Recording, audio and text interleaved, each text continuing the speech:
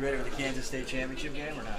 Is that what it's called now? I don't know, maybe. Yeah, Yeah, we're still working on some Well, stuff. I'm sure you guys will come up with something to call it. I'm ready for the second round, or I guess the third round of a tournament game where the winner gets a chance to advance.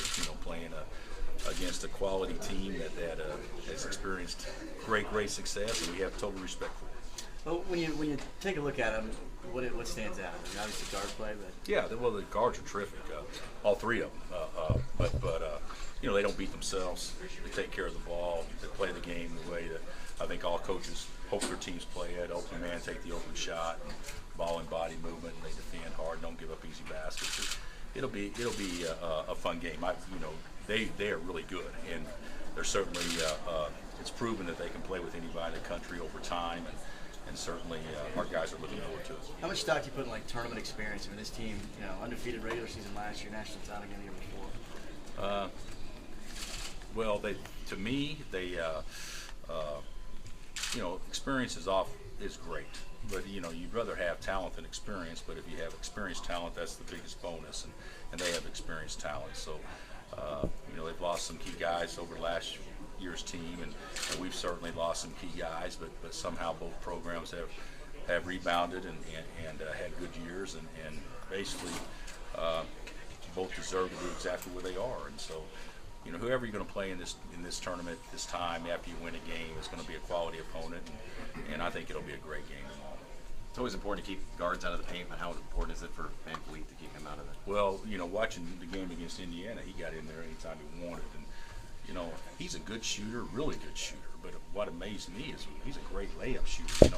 I've coached one guy that was I considered a great layup shooter, and that was Sharon. He kicked it up on the rim and just went in.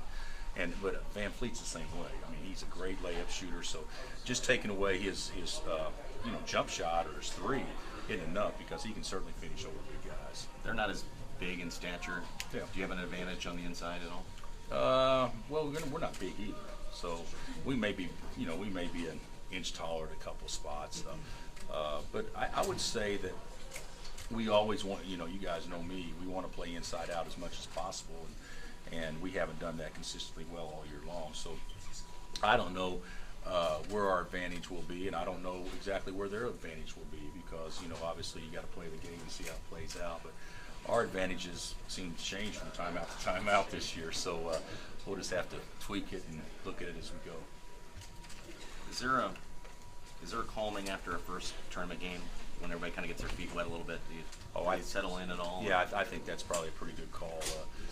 Although I didn't think we acted nervous yesterday, but I do think that I've been in locker rooms that seem loose, and you go out there before the first game and you go, oh God, we don't feel right. This doesn't feel right at all. I didn't feel that at all yesterday. I felt right, and I think the guys felt right. But the NCAA tournament does throw some things at you that create different pressures that, no matter how experienced you are, it's unique and new, and everybody goes through it. And my teams have certainly gone through it, but it'd be nice tomorrow that we could just, if we were playing shirts and skins tomorrow, you'd still have 18,000 people here, and or 17 whatever seats. And so I hope our guys approach it like that. Is there any sense of relief that this is a round of 32 matchup rather than Sweet 16, so there's only one day of media coverage about the game rather than a whole week? I hadn't even thought of that, but yeah, I probably prefer this than that. I prefer to be in the Sweet 16 regardless. I think that would be the best thing. But but even if it had gone on for a whole week, that would be a pain in the butt for me and a pain in the butt for Greg. But we could isolate the players from it a little bit and just think of all the media attention it would bring our state. So I don't know that I have one preference over the other, but I do like the idea of being in the Sweet 16. Coach, is it almost an honor to be a part of a game that will be talked about for so long in the state? I hadn't thought of it like that. I would say it'll be an honor if we win. If we don't win, I don't give a crap if anybody ever talks about it again. But if we win, I think it would be an honor. But I'm not sure that that's an accurate statement. I think it may be talked about with fans and things like that for a while. But the quality of play and how the game goes down will be what's talked about if in fact it's a great game or an epic game. And I think it does have potential to be that. Every time Frank matches up with another Big Ten point guard, it seems he elevates his games. Is he a guy who needs much motivating when it comes to that stuff? No, Frank's motivated. but he is matching up with a guy. Excuse me. I was talking to Frank the other day about potential matchups, because I don't ever talk about that we want this or we want that or this team will win or this team won't.